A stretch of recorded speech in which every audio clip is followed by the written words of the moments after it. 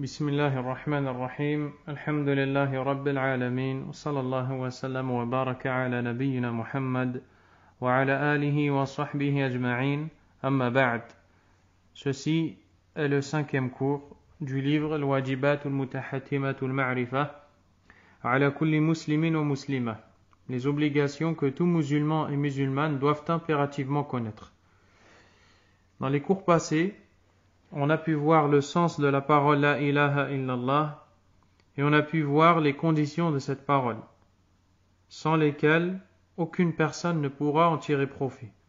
Et aujourd'hui, incha'Allah ta'ala, nous allons parler du monothéisme, at-tawhid, du sens de ce terme et donc sa définition, ainsi que ses différentes catégories tirées du Coran et de la Sunna. Mais avant d'entrer dans le sujet de ce jour, je voulais juste attirer votre attention sur une erreur qu'il m'arrive de commettre. Vous m'entendez souvent au début du dars dire « Aujourd'hui, Inch'Allah, nous sommes le », puis je cite la date. Ou bien, je dis « Aujourd'hui, Inch'Allah, c'est le 5e cours ». Et c'est une erreur, car le terme Inch'Allah doit être employé pour une chose qui est à venir. Une chose de l'avenir. Donc c'est une simple erreur d'inattentivité de ma part, ou d'inattention, pardon, d'inattention de ma part. Donc ne faites pas attention à cette erreur. Barakallahu fikum. Ceci dit, concernant le dars d'aujourd'hui, Anwa'u Tawhid.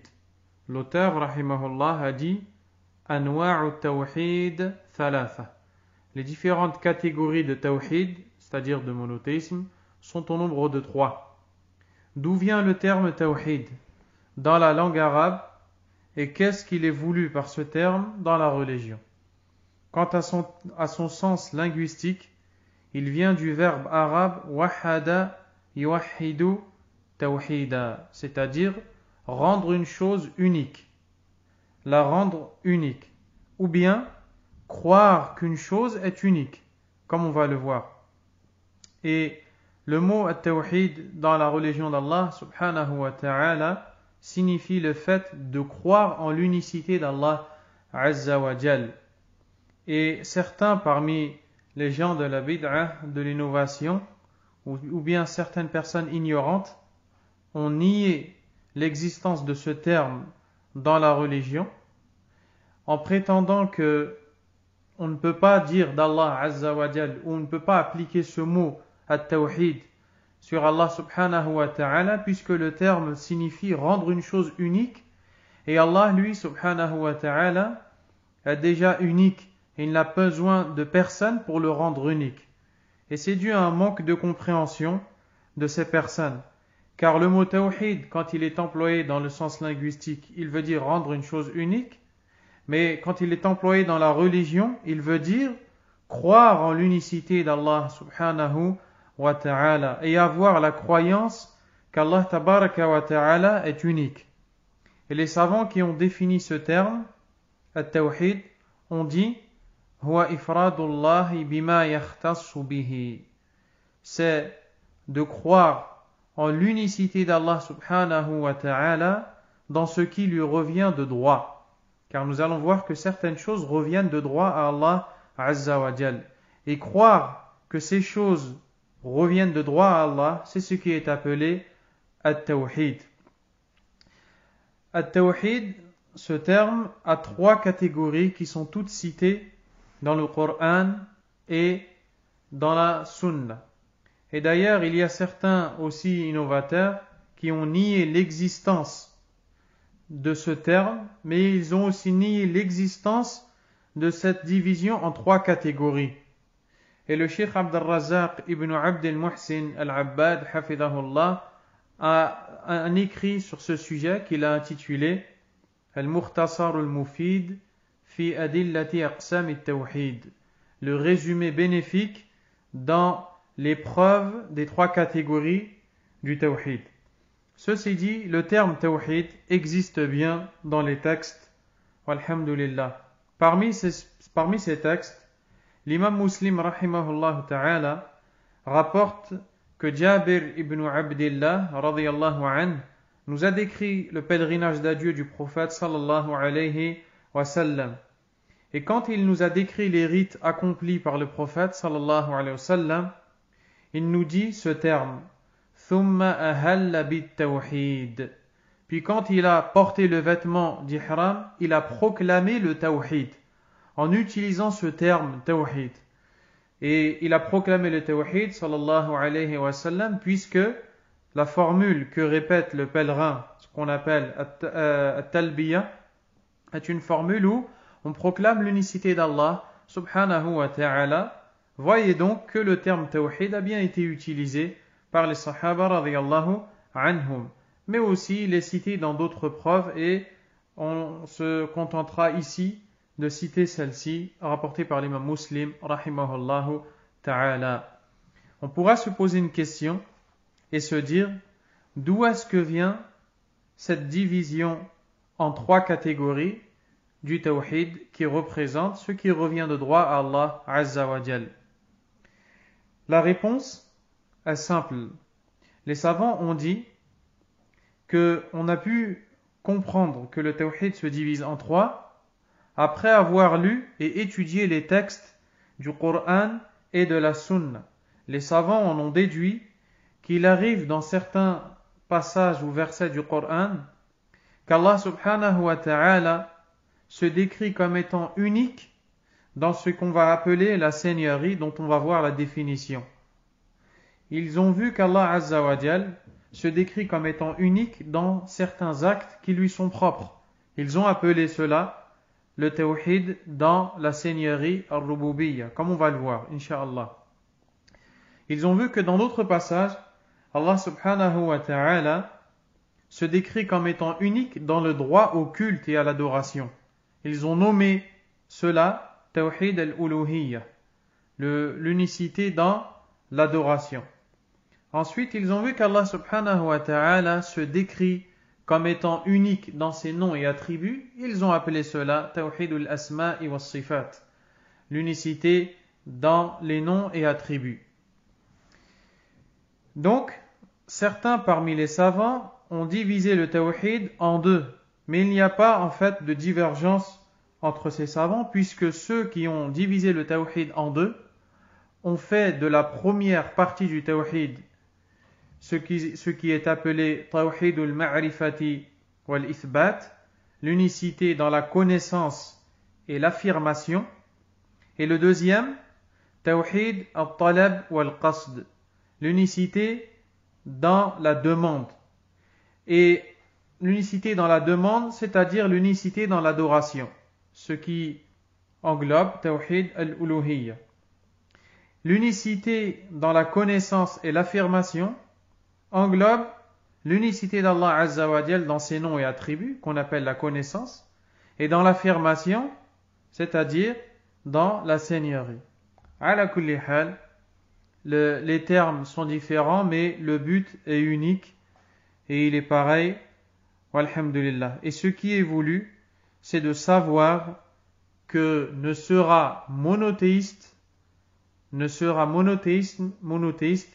que celui qui réunira en lui la croyance en ces trois catégories de tawhid.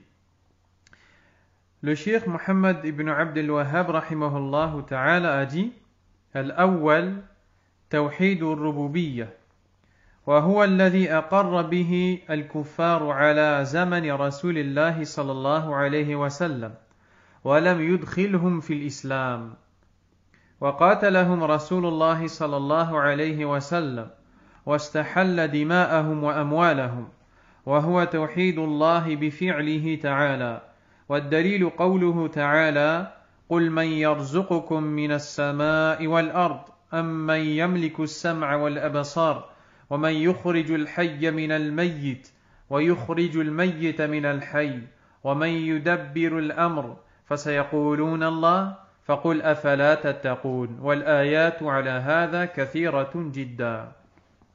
L'auteur nous dit la première catégorie de tawhid, c'est l'unicité d'Allah azza wa jal dans ce qui est appelé en arabe al-rububiyya, qui veut dire la seigneurie. La seigneurie ou bien al-rububiyya est un terme qui est employé pour désigner tout acte et tout ce que seul Allah subhanahu wa ta'ala est capable de faire. Et les savants disent que les bases de l'unicité d'Allah Azza wa Jal dans la Seigneurie sont la croyance en Al-Khalq, la création, seul Allah est créateur. Ensuite, Al-Mulk, la possession et la royauté, qui revient de droit à Allah Azza wa Jal, et At-Tadbir, qui est la gérance de tout ce qui se passe dans les cieux et sur la terre. Et de manière plus globale, on dira que Tawhid al-Rububiyyah, ifradullahi ta'ala bi-af'alih. C'est de croire en l'unicité d'Allah Azza wa Jal dans les actes que seul lui peut faire, comme la création, comme le fait de guérir le malade, d'exaucer les invocations, de faire descendre la pluie, pousser les plantes, de donner la vie, la mort, de guider qui il veut et d'égarer qui il veut, d'éprouver qui il veut, de secourir qui il veut. C'est lui qui décrète ce qu'il veut, il fait ce qu'il veut, subhanahu wa ta'ala. Tout ce que seul Allah peut faire rentre dans cette catégorie de Tawhid al-Rububiyyah. L'auteur nous dit وهو الذي أقر به الكفار على زمن رسول الله صلى الله عليه وسلم. Cette catégorie d'unicité a été approuvée par les mécréants de l'époque du prophète sallallahu alayhi wa sallam. Et pour autant, ils ne sont pas entrés dans l'islam. Donc nous allons voir que croire en l'unicité d'Allah Azza wa Jal dans la Seigneurie, croire qu'Allah est le seul créateur, croire qu'Allah subhanahu wa ta'ala est le seul pourvoyeur, croire qu'il est le possesseur de toutes choses, n'est pas suffisant. Parce que le peuple de Quraysh croyait en toutes ces choses-là, et pourtant, le prophète sallallahu alayhi wa sallam les a combattus et a rendu licite leurs biens et leur sang. Donc, Allah Azza wa Jal nous a montré dans plusieurs versets, dont nous allons en voir un, Inch'Allah, que le fait de croire en la Seigneurie d'Allah n'est pas suffisant pour être un croyant. Allah Azza wa Jal a dit ce qu'il veut dire, il s'adresse au prophète sallallahu alayhi wa sallam et lui dit de s'adresser à son peuple. Dis, qui est-ce qui vous octroie la subsistance des cieux et de la terre? Qui est-ce qui possède l'ouïe, la vue? Qui est-ce qui fait sortir le vivant du mort et qui fait sortir le mort du vivant? Donc qui est-ce qui donne la vie et la mort? Qui est-ce qui administre toute l'affaire? Ils te diront, c'est Allah. Dis-leur, ne craignez-vous donc pas. Allah subhanahu wa ta'ala nous a donc montré dans ce verset que si toutes ces questions étaient posées à Quraysh, ils répondront très certainement qu'ils croient en l'unicité d'Allah Azza wa Jal dans l'octroiement de la subsistance, dans la possession de l'ouïe, de la vue, dans le fait de donner la vie, la mort et d'administrer ou gérer tout ce qui se passe. Allah Azza wa Jal a dit فَسَيَقُولُونَ اللَّهِ. Ils te répondront, c'est Allah. Et Allah Azza wa Jal dit à son prophète, sallallahu alayhi wa sallam, فَقُلْ أَفَلَا تَتَّقُونَ. Dis-leur donc, ne craignez-vous donc pas. Donc, Tawhid al-Rububiyyah consiste à reconnaître l'unicité d'Allah Azza wa Jal dans tous ses actes que seul lui est capable de faire. Il faut savoir que croire en cette unicité n'est absolument pas suffisant pour être un croyant accepté d'Allah Azza wa Jal. On a appelé cela Tawhid al-Rububiyyah car ça vient de Rabb. Et nous allons donc comprendre le sens du nom d'Allah Azza wa Jal, Ar-Rabb, qu'on a traduit par le Seigneur. Ar-Rabb vient de At-Tarbiyah, qui est l'éducation. Allah subhanahu wa ta'ala, en effet, est celui qui nous a éduqués. Il nous a éduqués avec ses nombreux bienfaits. Il nous a éduqués avec tout ce qu'il nous a donné, subhanahu wa ta'ala. Et c'est donc ça, Tawhid al-Rububiyyah, croire en l'unicité d'Allah Azza wa Jal dans les actes qu'il est le seul à faire et ces actes avec lesquels il nous a éduqués. Subhanahu wa ta'ala. Et donc, le peuple de Quraysh croyait en l'unicité d'Allah Azza wa Jal dans Ar-Rububiyyah. Si ce n'est qu'il est arrivé à ce même peuple d'associer Allah Azza wa Jal dans certaines parties du Tawhid Ar-Rububiyyah. Mais dans sa globalité, le peuple de Quraysh croyait en l'unicité d'Allah Azza wa Jal. Et le prophète sallallahu alayhi wa sallam, il croyait en l'unicité d'Allah dans la Seigneurie. Le prophète sallallahu alayhi wa sallam n'a pas accepté le simple fait qu'il croyait en cette unicité dans la Seigneurie. Il a reçu l'ordre d'Allah Azza wa Jal de les combattre, ce qui montre qu'il n'était pas pour autant croyant. Le prophète alayhi salatu wa sallam a d'ailleurs dit « Umirtu an uqatila an-nas hatta yashhadu an la ilaha illallah wa anna Muhammadan Rasulullah. ويقيموا الصلاة ويؤتوا الزكاة فإذا فعلوا ذلك عصموا مني دماءهم وأموالهم إلا بحق الإسلام وحسابهم على الله تعالى. Ce qui veut dire, on m'a ordonné de combattre les gens, donc on parle ici des associateurs de Quraysh, jusqu'à ce qu'ils attestent que nulle divinité ne mérite l'adoration si ce n'est Allah, et que Mohammed est son messager, qu'ils accomplissent la prière, s'acquittent de l'aumône. S'ils font tout cela, ils auront préservé alors de moi leur sang, leurs biens, sauf au droit de l'islam, et leur jugement, incombe à Allah.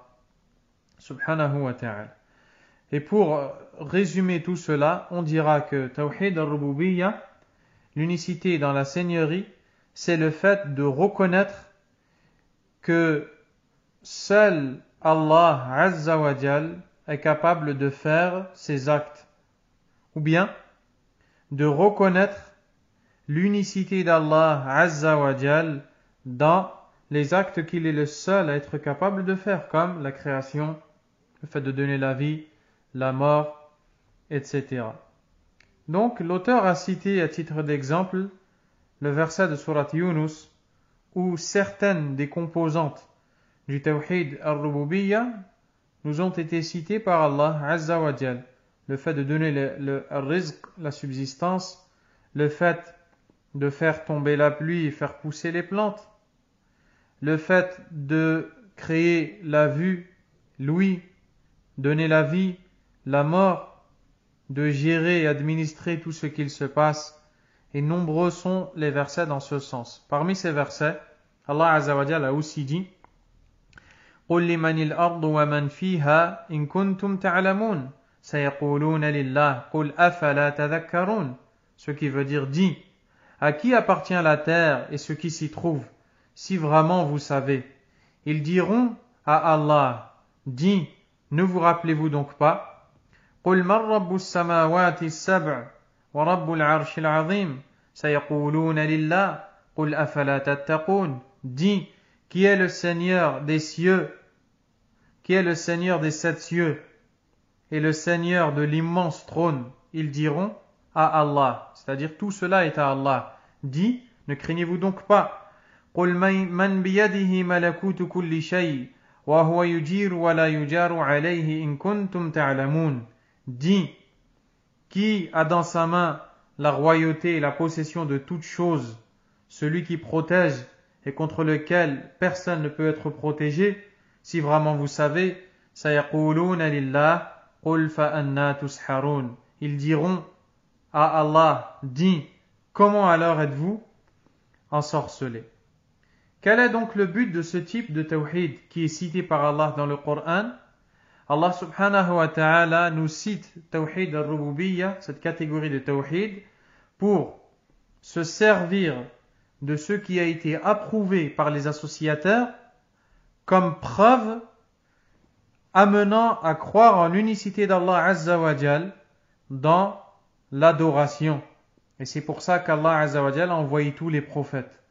Allah Azza wa Jal dit dans le Coran Ya ayyuhan nas u'budu rabbakum alladhi khalaqakum walladhina min qablikum la'allakum tattaqun. Ô vous les gens, adorez votre Seigneur, celui qui vous a créé, vous et ceux qui vous ont précédés, ainsi atteindrez-vous la piété.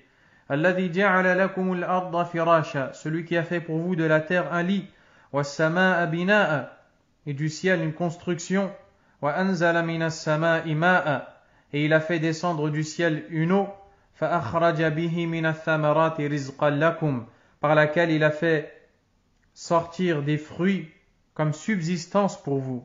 فلا تجعلوا لله أندادا وأنتم تعلمون. N'attribuez donc pas à Allah d'égaux alors que vous savez. Allah Azza wa Jal s'adresse aux associateurs et il leur dit: ô vous les gens, adorez votre Seigneur. Pour prouver qu'il a le droit à l'adoration et qu'il est le seul à l'avoir, il va se servir de choses auxquelles eux, ils croient. Celui qui vous a créé et ceux qui vous ont précédés, celui qui a fait pour vous de la terre un lit, du ciel une construction élevée, celui qui vous a donné de l'eau avec laquelle vous a fait pousser des fruits. Et puis à la fin, Allah Azza wa Jal dit: n'attribuez donc pas à Allah d'égaux dans le culte, dans l'adoration, alors que vous savez, c'est-à-dire alors que vous savez qu'il est le seul, subhanahu wa ta'ala, dans la seigneurie. Et c'est donc ce qu'on appelle Tawhid al-Rububiyyah. L'imam Muhammad ibn Abdul Wahhab, rahimahullah ta'ala, a dit une parole avec laquelle il appelle les gens au Tawhid dans l'unicité, dans l'adoration.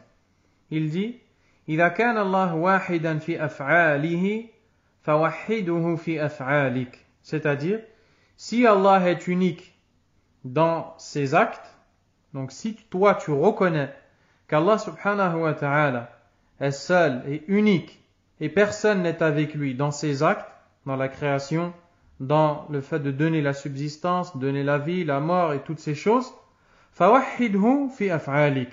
Crois donc en son unicité, unifie-le dans tes actes à toi. Et les actes dont il parle, ce sont les actes qui représentent Tawhid al-Uluhiyya, et c'est la deuxième catégorie de Tawhid dans laquelle nous allons entrer tout de suite. L'auteur rahimahullah ta'ala a dit: الثاني توحيد الألوهية وهو الذي وقع فيه النزاع في قديم الدهر وحديثه وهو توحيد الله بأفعال العباد كالدعاء والنذر والنحر والرجاء والخوف والتوكل والرغبة والرهبة والإنابة وكل نوع من هذه الأنواع عليه دليل من القرآن. L'auteur dit: deuxième catégorie de Tawhid, celle qui est appelée Tawhid al-Uluhiyya, c'est-à-dire l'unicité d'Allah Azza wa Jal dans le culte, c'est-à-dire dans l'adoration. Al-Uluhiyya vient du verbe alaha ya'lahu, qui signifie abada ya'bud, c'est-à-dire adorer. Al-Uluhiyya vient de l'adoration. Tawhid al-Uluhiyya, c'est-à-dire croire qu'Allah Azza wa Jal est l'unique qui mérite l'adoration, subhanahu wa ta'ala, unifier Allah Azza wa Jal dans nos actes. L'auteur dit: وَهُوَ الَّذِي وَقَعَ فِيهِ النِّزَاعُ فِي قَدِيمِ الدَّهْرِ وَحَدِيثِهِ. Et c'est dans cette catégorie de Tawhid qu'il y a eu un désaccord ou une mésentente ou une dispute depuis le début des temps jusqu'à nos jours. C'est-à-dire que quand les prophètes ont été envoyés par Allah subhanahu wa ta'ala, ils n'ont pas été envoyés pour convaincre les gens qu'Allah Azza wa Jal est l'unique dans la seigneurie, car ils le reconnaissaient déjà. Et ils ont donc été envoyés pour convaincre les gens que puisqu'Allah Azza wa Jal justement est l'unique dans la seigneurie, il est le seul à mériter l'adoration, et c'est à partir de là qu'est apparue la mésentente entre les prophètes et leur peuple. Il dit: وَهُوَ تَوْحِيدُ اللَّهِ بِأَفْعَالِ الْعِبَادِ. C'est le fait d'unifier Allah, de croire en l'unicité d'Allah Azza wa Jal et de la mettre en pratique à travers les actes des serviteurs.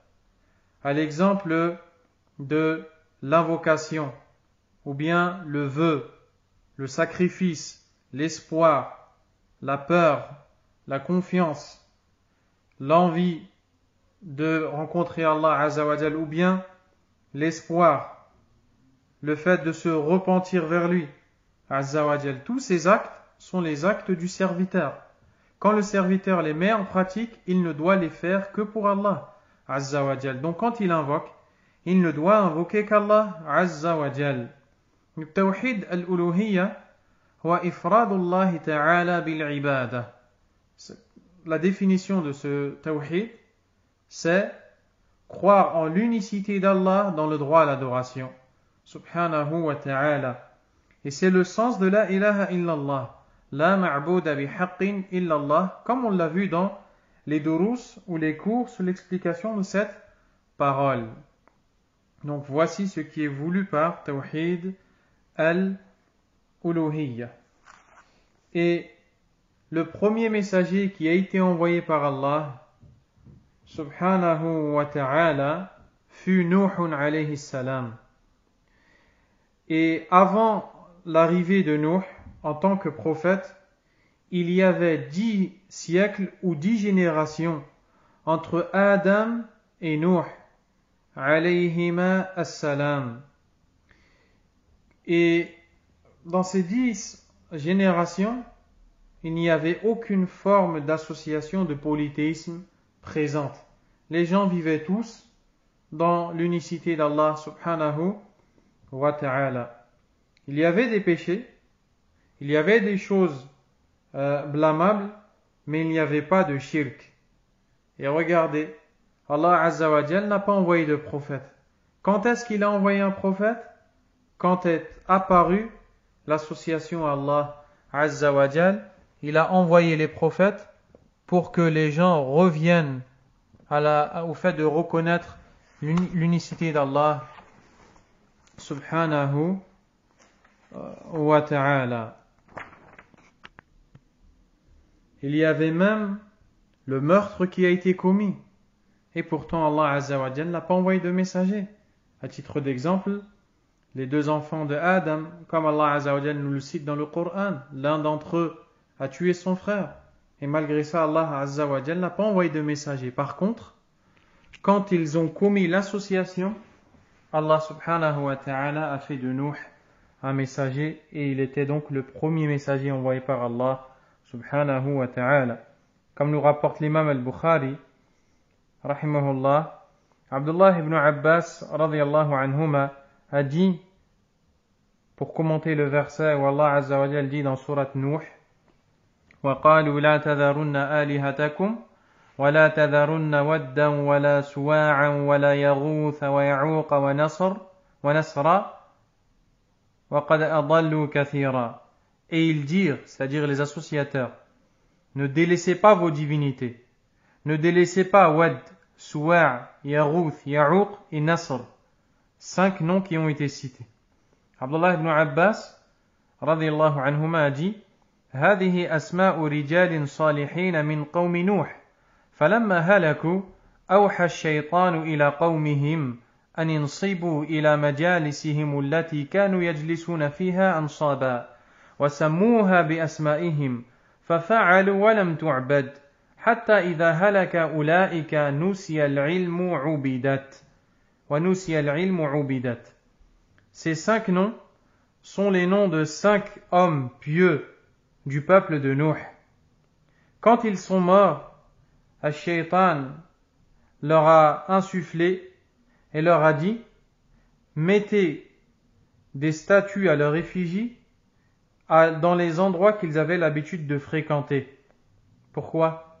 Ash-Shaytan leur a dit de mettre des statues dans ces endroits à leur effigie, et quand vous passerez devant ces statues, vous vous souviendrez de leur adoration, de leur motivation qu'ils avaient, et alors votre foi augmentera et vous vous mettrez à les prendre en exemple. Et c'est ce qui s'est passé. Ensuite, quand les générations futures ou qui les ont succédées sont arrivées, les petits-enfants et les arrière-arrière-petits-enfants ont oublié la raison de l'existence de ces statues. Shaitan est revenu et leur a dit, vos ancêtres adoraient ces statues. Ils se sont donc mis à les adorer, et c'est la première fois qu'est apparue sur terre l'association à Allah Azza wa Jal. Et alors, Allah Tabaraka wa Ta'ala a envoyé ses messagers afin de rappeler les gens à l'unicité d'Allah Subhanahu wa Ta'ala. Et le premier de ces messagers, Nuhun alayhi as-salam, et le dernier Muhammad sallallahu alayhi wa sallam, Allah Azza wa Jal a dit وَلَقَدْ بَعَثْنَا فِي كُلِّ أُمَّةٍ رَسُولًا أَنِ اعْبُدُوا اللَّهَ وَاجْتَنِبُوا الطَّاغُوتَ. Ce qui veut dire, et nous avons envoyé à chaque tribu ou à chaque peuple un messager afin de leur dire adorez Allah et éloignez-vous du Taghut. Et le Taghut sera expliqué insha'Allah ta'ala dans ce livre plus tard. Bi'idhnillahi tabaraka wa ta'ala. Ensuite, l'auteur a cité des exemples d'adoration que le musulman ne doit vouer qu'à Allah Azza wa Jal. Et toutes ces adorations ont des preuves du Coran ou de la Sunna. Il dit comme l'invocation ad-du'a. Allah subhanahu wa ta'ala dit dans le Coran وَقَالَ رَبُّكُمْ أُدْعُونِي أَسْتَجِبْ لَكُمْ. Et votre Seigneur a dit invoquez-moi et je vous exaucerai. إِنَّ الَّذِينَ يَسْتَكْبِرُونَ عَنْ عِبَادَتِي سَيَدْخُلُونَ جَهَنَّمَ دَاخِرِينَ. Certes ceux qui s'enflent d'orgueil devant mon adoration, ceux qui s'enflent d'orgueil, devant mon adoration, ils entreront en enfer où ils seront humiliés. Allah Azza wa Jal nous ordonne de l'invoquer. Il nous dit que ceux qui s'enflent d'orgueil et qui donc refusent de l'invoquer, il a cité le fait de refuser, il a cité ici l'invocation et ensuite il l'a appelé adoration. Ceux qui s'enflent d'orgueil devant mon adoration. L'adoration voulue ici c'est l'invocation. Et le prophète sallallahu alayhi wa sallam a dit ad-du'a huwa al-ibada. L'invocation c'est l'adoration. Donc invoquer autre qu'Allah Azza wa Jal est une forme de shirk billah subhanahu wa ta'ala. Ensuite il a cité an-nadhr. An-nadhr c'est le vœu. Le fait de s'imposer une chose dans le but de se rapprocher d'Allah subhanahu wa ta'ala. Allah Azza wa Jalla a dit yufuna bin nadhri wa yakhafuna yawma kana sharruhu mustatira. C'est-à-dire ils respectent leurs vœux. Allah a fait les éloges de certains de ses serviteurs qui quand ils formulent un vœu le respectent. Ensuite an-nahr, le sacrifice. Allah Azza wa Jalla a dit fasalli li rabbik wanhar. Prie donc pour ton Seigneur et sacrifie. On ne doit sacrifier que au nom d'Allah subhanahu wa ta'ala.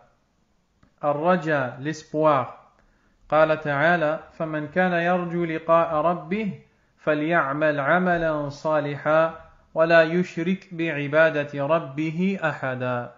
Ce qui veut dire et celui qui espère en la rencontre de son Seigneur qu'il fasse une bonne action et qu'il n'associe rien dans l'adoration à son Seigneur. Ensuite, l'auteur, rahimahullah, a cité tous ces exemples d'adoration pour conclure et pour montrer que le seul qui a le droit à l'adoration, c'est Allah, subhanahu wa ta'ala. Et c'est pour cela qu'Allah tabaraka wa ta'ala a envoyé l'ensemble des prophètes. La da'wa, le prêche des prophètes, a tourné autour de cette parole La ilaha illallah. Celui qui voue quelconque forme d'adoration à autre qu'Allah Azza wa Jal aura associé à Allah, sera tombé dans le polythéisme et deviendra un kafir, un mécréant associataire à Allah subhanahu wa ta'ala. S'il ne se repent pas de l'association, il entrera en enfer et il y demeurera à jamais sans en sortir. Allah Azza wa Jalla a dit wa anna al-masajida lillah fala tad'u ma'a Allahi ahada. Et les mosquées sont à Allah. N'y invoquez donc personne avec Allah subhanahu wa ta'ala. Allah Azza wa Jalla a aussi dit wa man yad'u ma'a Allahi ilahan akhar la burhana lahu bih fa innama hisabuhu 'inda rabbih innahu la yuflihul kafirun. Ce qui veut dire, Et celui qui invoque avec Allah une autre divinité sur laquelle il n'a aucun argument, son jugement n'incombe qu'à son Seigneur. Et certes, ne réussiront pas les mécréants. Puis Allah Azza wa Jalla a dit: Inna Allah la yaghfiru an yushraka bih wa yaghfiru ma duna dhalika liman yasha.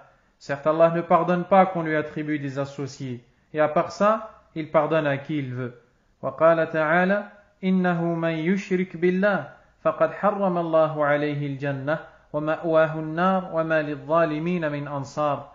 C'est-à-dire, celui qui associe à Allah, Allah lui interdira l'accès au paradis, sa demeure sera le feu et les injustes n'auront pas de secoureurs. Donc, si on médite le Coran, le livre d'Allah subhanahu wa ta'ala, on va s'apercevoir qu'en fait, du début à la fin, le Coran nous appelle au tawhid, nous appelle à reconnaître l'unicité d'Allah subhanahu wa ta'ala. Le prophète Mohammed sallallahu alayhi wa sallam a rempli cette mission. Il a appelé Allah Azza wa Jal, il a appelé au tawhid à toute occasion qui se présentait à lui. Il les a appelés dans chaque instant, dans chaque moment, dans chaque passage de sa vie. Et celui qui médite et qui lit sa biographie verra que toute sa biographie en vérité n'est que de l'appel à l'unicité d'Allah subhanahu wa ta'ala, jusqu'à ce qu'Allah Azza wa Jal a béni sa da'wah et a fait que les gens entrent en masse dans la religion d'Allah Azza wa Jal. Et tout ce qui vient après le tawhid n'est pas la priorité du prêche des prophètes, mais c'est ce qui va venir compléter ce tawhid pour lequel nous sommes créés. Et le tawhid, c'est la première obligation au serviteur. La première obligation sur le serviteur, c'est d'adorer Allah Azza wa Jal seul et sans associé. Et s'il n'y a pas de base, il n'y aura aucun fondement, il n'y aura aucune construction et il n'y aura aucune branche. Et c'est pourquoi le prophète sallallahu alayhi wa sallam a concentré son prêche sur l'appel à l'unicité d'Allah subhanahu wa ta'ala. Il est donc obligatoire à chaque musulman de connaître l'unicité d'Allah Azza wa Jal, de connaître ses catégories dans le but de les mettre en pratique et de se rapprocher d'Allah subhanahu wa ta'ala. Troisième catégorie d'unicité d'Allah Azza wa Jal, قال المؤلف رحمه الله الثالث توحيد الذات والأسماء والصفات. قال الله تعالى: قل هو الله أحد الله الصمد لم يلد ولم يولد ولم يكن له كفوا أحد. وقال تعالى: ولله الأسماء الحسنى فادعوه بها وذروا الذين يلحدون في أسمائه سيجزون ما كانوا يعملون. وقال تعالى: ليس كمثله شيء وهو السميع البصير. Troisième catégorie de tawhid, le tawhid dans les noms et attributs d'Allah subhanahu wa ta'ala. Le tawhid dans les noms et attributs d'Allah Azza wa Jal. La preuve en est de nombreux versets, parmi lesquels la sourate connue sous le nom de Souratul Ikhlas, dans laquelle Allah subhanahu wa ta'ala dit: Qul huwa Allahu ahad. Dis, c'est lui Allah, il est unique. Allahu samad. Allah est as-samad. As-samad, c'est celui vers lequel toutes les créatures reviennent. Et à la base, as-samad, c'est le nom qui est donné au chef de la tribu. Le chef de la tribu vers lequel tous les habitants de la tribu reviennent quand il y a un différend entre eux. Allah Azza wa Jal, c'est lui as-samad par excellence. C'est vers lui que reviennent toutes ces créatures dans tous leurs besoins. Lam yalid wa lam yulad, il n'a pas engendré et il ne l'a pas été. Wa lam yakul lahu kufuwan ahad, et nul ne lui a été égal. Donc, Allah Azza wa Jal ici se décrit comme étant unique dans ses noms et ses attributs. Aussi, Allah Azza wa Jal dit, ce qui veut dire, et à Allah appartiennent les noms les plus parfaits.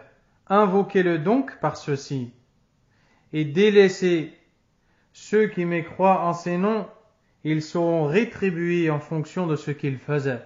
Aussi Allah Azza wa Jal dit ce qui veut dire, rien ne lui est semblable, et c'est lui l'audient, l'omniscient. Donc quand on médite certains passages du Coran, on voit qu'Allah subhanahu wa ta'ala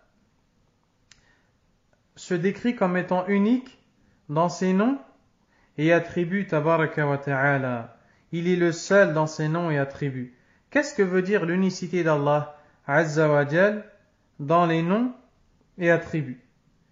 Les savants l'ont cité, notamment Cheikh al-Islam ibn Taymiyyah, rahimahullah ta'ala, dans l'Aqidah al-Wasitiyya, mais aussi la plupart des savants, tous les savants d'ailleurs de la Sunna, qui sont connus, walillahi alhamd wal minna. Ils disent, cela consiste à affirmer tout ce qu'Allah subhanahu wa ta'ala a affirmé le concernant, et affirmer pour Allah Azza wa Jal tout ce que le prophète sallallahu alayhi wa sallam a affirmé concernant Allah tabaraka wa ta'ala comme nom, comme attribut. À croire en l'unicité d'Allah dans le sens de ses noms et attributs. Et chaque nom d'Allah Azza wa Jal est en même temps un nom propre, mais aussi un adjectif qualificatif. C'est-à-dire que chaque nom parmi les noms d'Allah ont un sens. Et Allah Azza wa Jal est l'unique, le seul qui est décrit par les sens de ses noms par excellence. Personne ne lui est égal. Par exemple, parmi les noms d'Allah Azza wa Jal, Al-Karim. Al-Karim veut dire le généreux. Le généreux, Al-Karim, nous montre qu'il y a en lui un attribut qui est Al-Karam, la générosité. Le seul à être parfait dans la générosité et qui n'a pas d'égal dans celle-ci, c'est Allah subhanahu wa ta'ala. Et c'est ce que tu dois croire avec l'ensemble des noms et attributs d'Allah. Rien ne ressemble à Allah dans ses noms, rien ne ressemble à Allah subhanahu wa ta'ala dans ses attributs. Tu dois donc affirmer pour Allah tout ce que lui-même s'est affirmé le concernant, ou bien tout ce que le prophète sallallahu alayhi wa sallam a affirmé concernant Allah Azza wa Jal comme nom et attribut pour Allah Azza wa Jal. Tout cela, les savants ont dit, sans commettre ce qu'on appelle at-ta'til, c'est le fait de réfuter le sens des noms d'Allah Azza wa Jal. At-ta'til, comme ceux qui disent par exemple, nous affirmons tous les noms d'Allah, mais nous nions que ces noms puissent avoir un sens. Wal'iyadu billah, parmi les gens de al-bid'a, l'innovation. Min ghayri tahrifin wala ta'til. Nous affirmons tout ce qu'Allah Azza wa Jal s'est affirmé, ou son prophète sallallahu alayhi wa sallam, comme nom et attribut, sans ce qu'on appelle at-ta'til. Donc at-ta'til, c'est le fait de renier, réfuter le sens des noms, ou bien at-tahrif. At-tahrif, c'est l'altération. At-tahrif, c'est le fait de donner à ces noms un autre sens que leur sens réel. وَمِنْ غَيْرِ تَكْيِيفٍ وَلَا تَمْثِيلٍ. Également, sans faire ce que l'on appelle at-takyif. At-takyif, c'est le fait d'interroger sur le comment des noms et des attributs d'Allah Azza wa Jal. Par exemple, on a appris dans le Coran qu'Allah Azza wa Jal s'est décrit et qu'il s'est décrit comme ayant subhanahu wa ta'ala deux mains. Allah dit dans le verset bal yadahu mabsutatan yunfiqu kayfa yasha. Au contraire, ses deux mains sont tendues, il dépense comme il veut. Qu'est-ce qu'il nous est obligatoire, nous les croyants, par rapport à de tels versets? nous devons affirmer ce qu'Allah subhanahu wa ta'ala a affirmé le concernant, sans chercher à savoir le comment, sans altérer le sens, sans renier le sens, wala tamthil, et sans illustrer et sans faire ressembler Allah Azza wa Jal à sa créature. Allah Azza wa Jal a dit Laysa kamithlihi shay, rien ne lui est semblable, rien ne lui est pareil. Wa huwa as-sami'ul basir, et c'est lui l'audient, l'omniscient.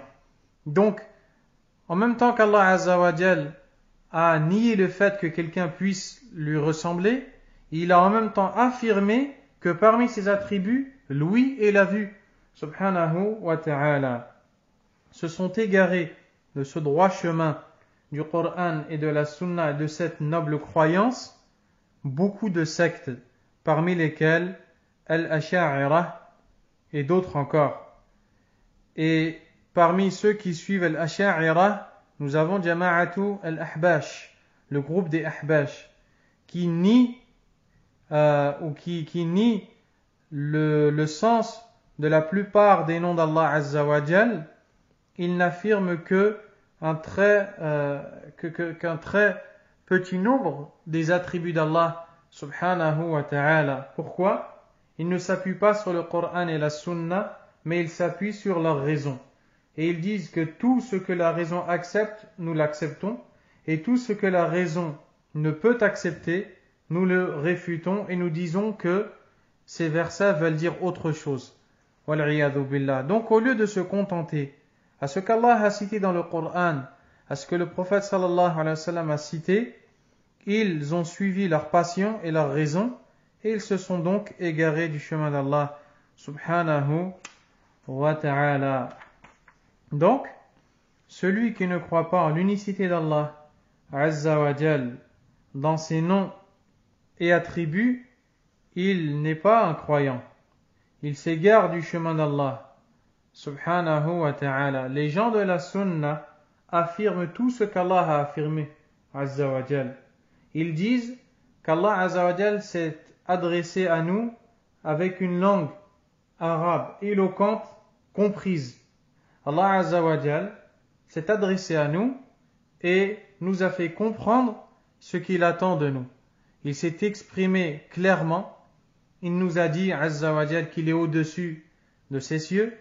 Il nous a dit qu'il nous voit, qu'il nous entend. Il nous a dit Azza wa Jal qu'il est miséricordieux, généreux, qu'il guide qui il veut, qu'il égare qui il veut. Nous devons croire en toutes ces informations Azza wa Jal sans le faire ressembler à ses créatures subhanahu wa ta'ala. Tout comme nous devons nier d'Allah tout ce que lui-même a nié le concernant Azza wa Jal. Il a nié le fait qu'il puisse être sujet au sommeil, à la fatigue. La ta'khudhuhu sinatun wa la nawm. Nous disons, Allah Azza wa Jal n'est pas sujet au sommeil ni à la fatigue.